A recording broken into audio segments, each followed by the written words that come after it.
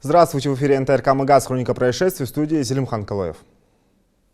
Два человека пострадали в Назране в результате столкновения двух автомобилей. В 9 часов утра поступило сообщение о том, что на улице Картоева произошло дорожно-транспортное происшествие. Столкнулись Toyota Camry и BMW. Подробности уточняются.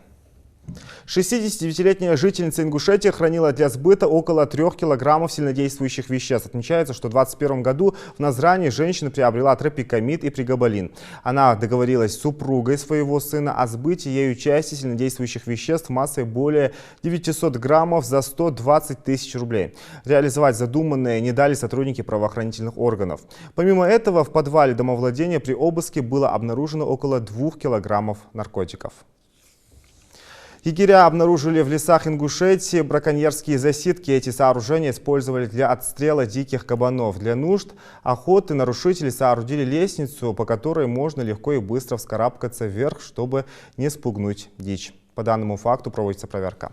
Выявлена новая схема мошенничества. Жертве звонит мошенник и представляется помощником какого-либо профессора или главного врача поликлиники и сообщает, что пришли плохие анализы, которые якобы гражданин сдавал ранее и что срочно необходимо лечение.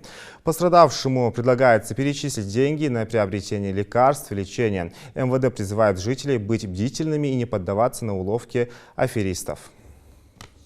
У меня на этом все. Оставайтесь на НТРК «Магаз».